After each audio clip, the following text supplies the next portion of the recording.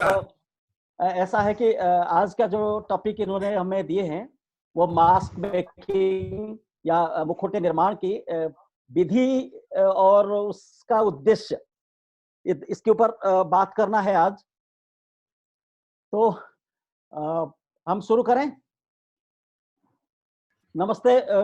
मेरा घर की लाइट चली गई, बहुत दिक्कत हो रहा है अभी। फिर भी मेरी आवाज अगर पहुंच रहा है, मुझे कोई यस बोले तो मैं शुरू करूंगा। हाँ सर, शुरू करिए। ओके।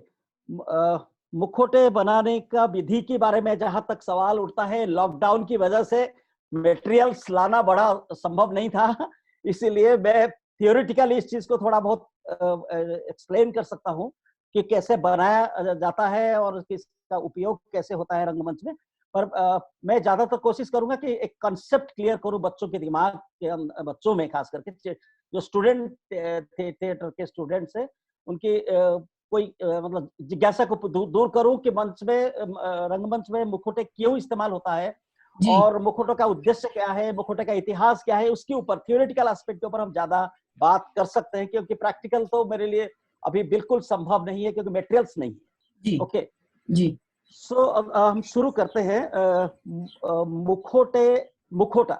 मुखौटे का मतलब क्या है? इसको इंग्लिश में मास्क कहते हैं। Simple mask. मास्क का बेसिक मीनिंग है कि टू हाइड, कवर करना, किसी चीज को कंसील कर लेना। मैं अब अगर आज एक कोरोना वायरस के चक्कर में एक वो कपड़े लगाकर अपने फेस को कवर करता हूं तो उसको भी हम मास्क कहते हैं। मतलब एनीथिंग दैट टू हाइड। हम अगर विंग्स साइड में खड़े होकर नाटक के पात्र निभाते हुए अगर हम किसी विंग्स के पीछे खड़े हो जाते हैं और अपनी चरित्र का अपने एंट्री के इंतजार करते हैं, इसका मतलब मैं अपने आप को मास्क करके रखा हूं ताकि दर्शक को मैं दिखाई ना दूं।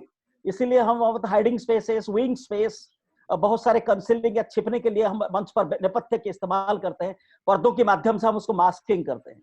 जी। तो कोई भी चीज को अगर हम ढांकते हैं, कवर करते हैं, वो उसको इन जनरल मास्क कहा गया है। और ये नाटक में जो मास्क का इस्तेमाल होता है वो उसका उद्देश्य अलग है। उसका उद्देश्य ये है एक चीज को ढांक कर दूसरे चीज को प्रकट करना। क्या ढांकना है? वो अपनी जो स्व है, अपनी जो जो जो आप अपना जो फेस है, मेरी अपनी अपनी पहचान है, अपनी जो परिचय है, उसको छिपाकर दूसरे एक चरित्र को अपने ऊपर ओढ़ने के लिए ये इसीलिए मास्कों का इस्तेमाल होता रहा है।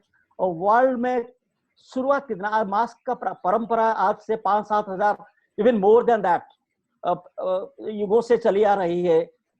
इसका ट्रेडिशन बहुत गहरा है और प्राचीन परंपरा को हम अगर देखते हैं, इसका जिक्र मिलता है तुतनखामन की कब्र से। तो जो तुतनखामन जो राजा था मिस्र का, तो वो ममिफिकेशन के लिए, डेड बॉडीज को कवर करने के लिए, तो वो मास्क का इस्तेमाल करते थे। सोने का चद्दर मढ़ता था, मास्क सोने में बनाया जाता था और डेड बॉडी को कवर करके, इसको हम कफिन कहते हैं, उसको टोटल बॉडी को कवर करके उसके अंदर रखा जाता था और उसको कब्र में ले लिया जाता था। तो मास्क का इस्तेमाल प्राचीन समय से अपने को ढांकने के लिए, कवर करने के लिए किया गया है। ये एक तो उसको हम कहते हैं ममेरी मास्क या ममिफिकेशन के लिए।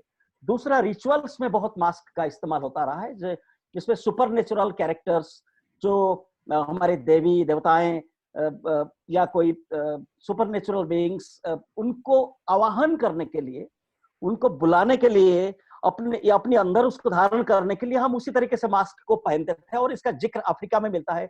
अफ्रीकन ट्राइबल मास्क, हमारे हिंदुस्तान में भी बहुत ट्राइब्स हैं, तो ट्राइबल में इस तरीके के मास्क का उपयोग होता है, जो कि हमारे पूर्वजों का एक सुप्रीम, क्या कहते हैं इसको, एक मेरा लाइट आ गया है, मैं इसको काट के दोबारा ज्वाइन करूं? जी बिल्कुल बिल्कुल। ये मेरा मोबाइल को ऑफ करना पड़ेगा, नहीं तो ये 4G में चल नहीं रहा है। ठीक है सर, आप जैसा कहें। एक मिनट, नहीं, इसको बिल्कुल मैं खत्म।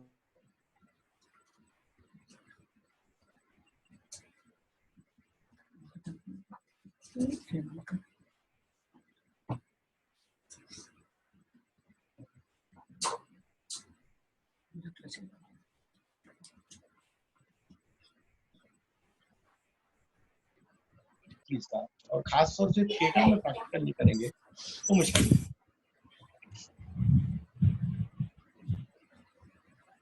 सर आप कंटिन्यू करते रहे ना जब तक सर नहीं ज्वाइन हो रहे, जब तक।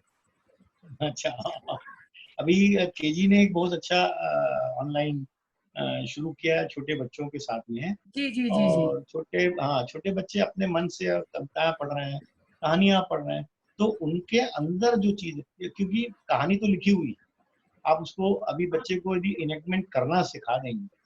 मेरा प्ले से मैं उदाहरण देता हूँ नट सम्राट से। नट सम्राट में भी चौथी बच्ची बदल गई, छोटी वाली बच्ची वो इसलिए बदल गई कि एक समय के बाद वो बच्ची बड़ी हो जाती है, और बड़ी हो जाती है और उसके बाद उसको एक्टिंग सिखाने लग जाते हैं, हम उसको एक्टिंग सिखाने लग जाते हैं।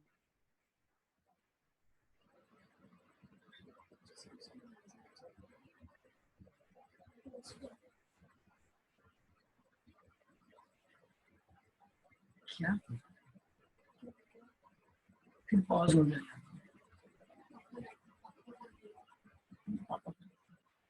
लिखिए अभी।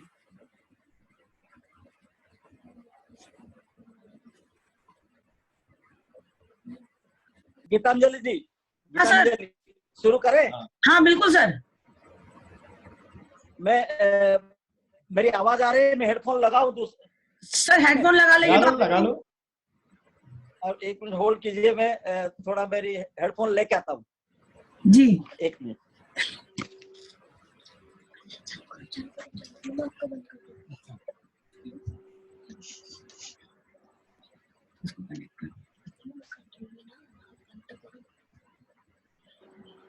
ये कनेक्ट मोबाइल में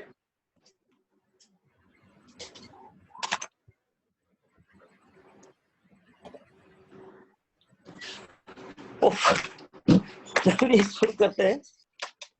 हाँ, रुक जा, 2 मिनट बैठा तो असल से इसको लगाता हूँ।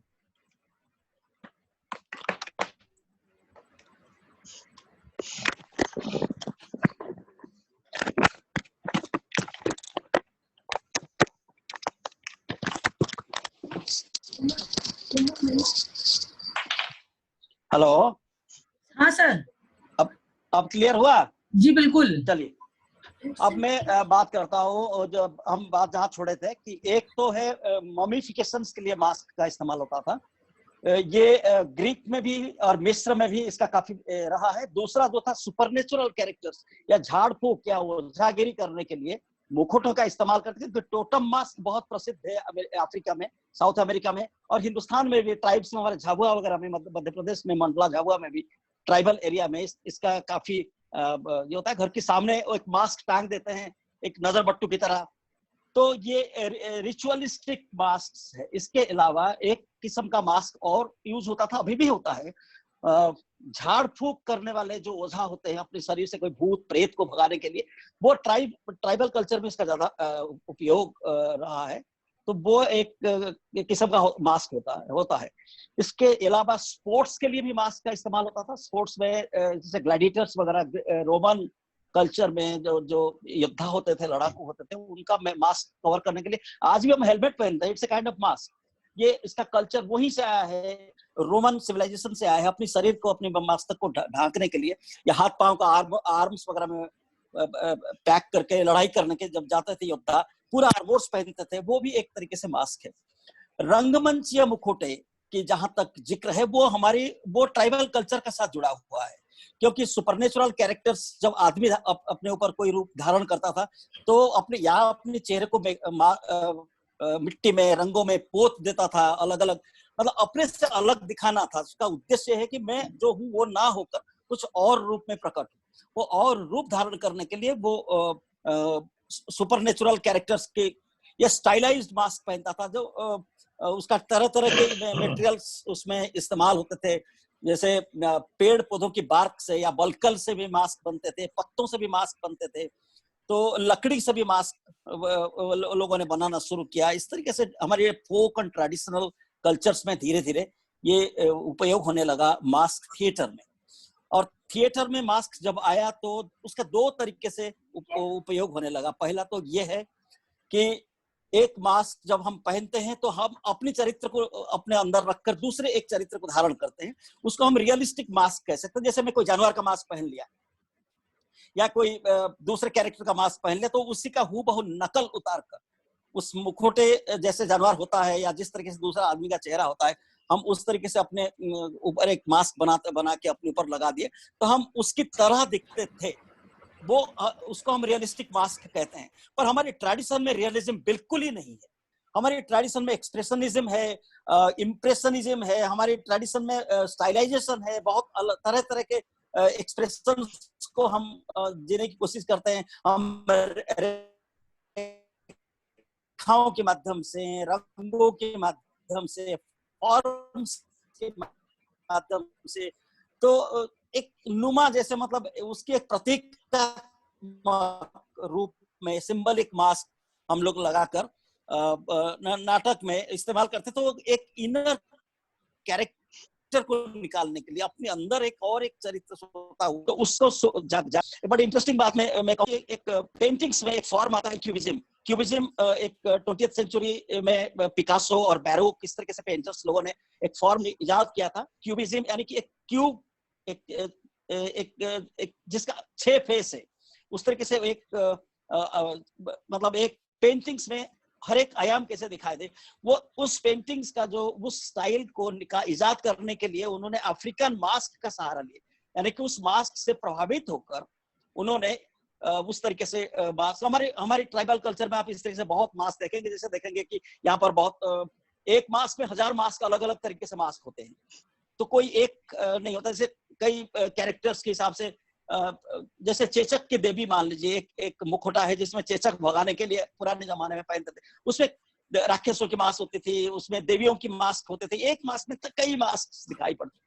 तो इस तरीके से स्टाइलाइजेशन हमारे कल्चर में शुरू से बिल्कुल बिगिनिंग से रहा है, और उसको रंगमंच ने उभारने की कोशिश किया है।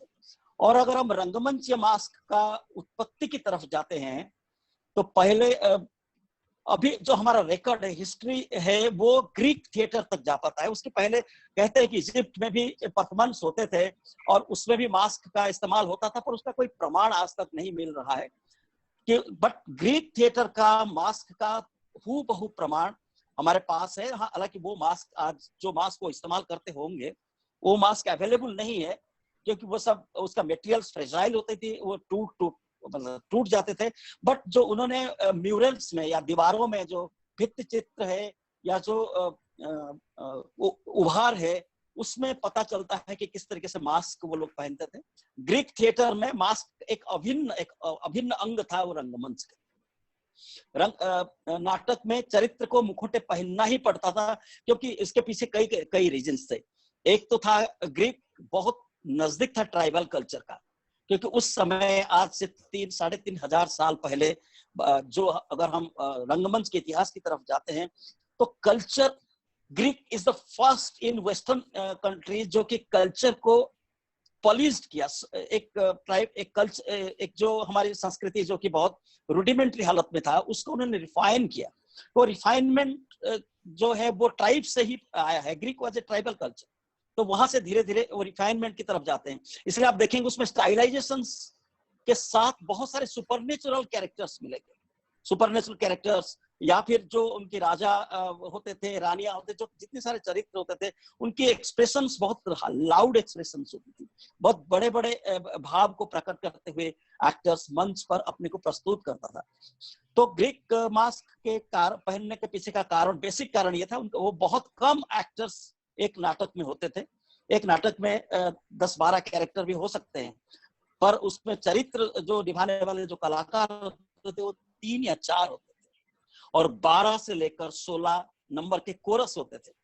तो कोरस जो है वो बुजुर्गों का रिप्रेजेंट करता था। सिटीजन्स, शहर के जो बुजुर्ग लोग होते थे, उनका रिप्रेजेंटेशन होता था।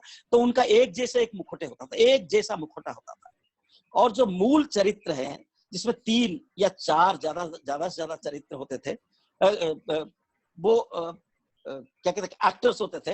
एक एक्टर कई कैरेक्टर्स, 1, 2, 3 कैरेक्टर भी करता था। अब अगर ग्रीक नाटक देखेंगे, पढ़ेंगे, किंग एडिपस में है, सोफोक्लिस में है, एंटिगोनी में है, मीडिया में है, इसमें बहुत चरित्र हैं, 5, 6, 8 करीब चरित्र होते हैं। पर निभाने वाले जो एक्टर्स होते थे वो सारे जेंट्स होते थे, लेडीज वहां परफॉर्म नहीं करते थे। और एक चरित्र जो है 2 से अधिक चरित्र को निभाता था एक्सेप्ट द लीड कैरेक्टर।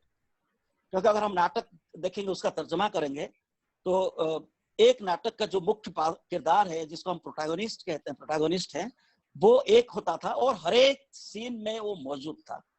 आप अगर थोड़ा सा ढंग से मैं स्टूडेंट्स के लिए कह रहा हूँ, अगर जाके ग्रीक नाटक थोड़ा सा स्टडी करें तो आपको समझ में आ जाएगा। किंग एडिपस तो एवरी सीन्स में है, पर उसके साथ साथ जो बाकी चरित्र हैं, जिसमें क्लेयन है, जिसमें जोकास्टा है, जिसमें क्या नाम है वो टायरेसियस है, जिसमें मैसेंजर हैं, इसमें और भी 2-3 कैरेक्टर्स हैं, ये सारे समय समय पर आते हैं। जब समय समय पर आते थे तो एक सीन में आए तो दूसरे सीन में वो दूसरे चरित्र पे आते थे। दूसरे आने का मतलब है कि एक्टर वही है, कॉस्ट्यूम्स का ऊपर का जो उसका रोब होता था उसको हम कहते थे, उसका उसको रोब कहते थे, उसके अंदर एक कॉस्ट्यूम पहनते थे जो जिसको ट्यूनिक कहते हैं। और ट्यूनिक जो है वो एक ब्लैक टाइट कॉस्ट्यूम्स होता था, वो तो परमानेंट होता था। जो रोब होता था वो उतार कर दूसरा रोब, दूसरे चरित्र का रोब में आ जाते थे और वो मुखौटे बदल देते थे। तो ये जो समय का अवधि, जो जितने समय लगता था एक चरित्र को बदलने में, उतने समय कोरस पिकअप करता था। इसलिए आप ग्रीक नाटक देखेंगे कि एवरी 2 सीन के बीच में अंतराल में एक कोरस का सीन्स होता था, जिसको इंग्लिश में स्टेसिमेन कहते हैं, जिसमें गाने होते थे और जब सवाल जवाब होता था दर्शकों का साथ, या आपस में भी बहसबाजी करते थे, आने वाले भी सीन्स में क्या होगा या क्या हुआ है, उसके जो तर्जमा होता था नाटक का, फिर उसके बाद सीन शुरू होता था। तो ये तो एक मेजर कारण था ग्रीक में मास्क का इस्तेमाल करने का। सेकंड, एक टेक्निकल या साइंटिफिक कह सकते हैं, टेक्निकल एस्पेक्ट की वजह से मास्क पहनते थे। उसका क्या है कि ग्रीक के दर्शक का संख्या बहुत ज्यादा होता था। एक ऑडियंस, एपिडेरोस थिएटर है, ओलंपस थिएटर है, या डेल्फी ऑडिटोरियम में, एथेंस में जो ऑडिटोरियम्स अभी उसका रूइंस मिलते हैं, उससे पता चलता है कि नाटक देखने के लिए 50,000 से अधिक दर्शक होते थे, क्योंकि गैलरीज को, इतने ह्यूज गैलरी, मतलब कई दूर दूर तक ऊंचाई पे ऊपर चढ़ता था, सीढ़ियों नुमा ऑडियंस गैलरी होती थी, उसमें ऑडियंस जब बैठते थे तो एक्टर्स का साइज छोटा हो जाता था, क्योंकि बहुत दूर से एक्टर को देखना पड़ता है। तो लास्ट में जो ऑडियंस बैठता है वो क्या कुछ नहीं देख पाएगा अगर आप बिना कुछ मतलब पहन के आते हैं। तो इसलिए एक्टर को अपने साइज को बड़ा बनाना होता था। बड़ा बनाने के लिए वो कैथरनस यूज करते थे, कैथरनाई यानी कि जूते जिसका हील्स बहुत ऊंचे होते थे, वो कैरेक्टर की अनुरूप उसका हील्स होता था। जैसे एक मेन कैरेक्टर है, वो सबसे हील या समझ लीजिए कि 6 इंच 9 इंच का हील्स वाला जूते पहनता था, और धीरे धीरे कैरेक्टर की गौणता के हिसाब से जूते का हाइट छोटा होता था। उसी तरीके से मास्क उसके साथ हेडगियर्स, कॉस्ट्यूम्स, ये सब पहनने के बाद एक्टर का हाइट जरूरत से ज्यादा हो जाता था। इसीलिए आप देखेंगे कि ग्रीक एक्टर का जो एंट्रेंस, जो ग्रीक थिएटर की एंट्री होती है, जो 3 दरवाजे पीछे होते थे, उसकी हाइट 12 फीट होते थे। बीच वाला जो सेंट्रल डोर है, उसके अंदर से मेन एक्टर एंट्री जो करता था, वो उसके दरवाजे का हाइट बहुत ऊंचा था और उसका वेड्थ भी बहुत ज्यादा था। और मास्क जब हेडगियर्स के साथ पहनते थे तो उसका साइज लार्जर देन लाइफ हो जाने की वजह से वो एक्सप्रेशंस, अच्छा उसके साथ जो एक्सप्रेशंस होती थी वो लाउड होता था, आईब्रोज का, क्योंकि वो सारे ग्रीक मास्क सारे ट्रेजिक मास्क हैं, और इसलिए एक ही भाव वो मास्क में होता था, वो था आश्चर्य भाव कि क्या हो रहा है मेरे साथ, ये अनबुझ पहेली की तरह हो रहा है। जो ग्रीक नाटक में जो भी घटनाएं घटित होता है वो कलाकार को उससे मतलब उसको मालूम नहीं होता उसके साथ क्या होता है, इसलिए ही just a puppet in the hand of destiny. और डेस्टिनी उसके साथ जो भी कर रहा था, इसीलिए उसका भाव, जो चेहरे का भाव होता था, वो एक आश्चर्यचकित। तो इसीलिए आप देखेंगे ग्रीक मास्क के आंखें बड़े बड़े, भुहें ऊपर उठी हुई और मुंह खुला हुआ, एक एक्सप्रेशन को, एक स्टैटिक इमोशंस को वो मास्क में खुरेद देते थे, उकेरते थे, इसलिए वो मास्क का लाउड होता था। अच्छा, तीसरा पॉइंट एक था कि इतने दूर तक दर्शक गैलरी में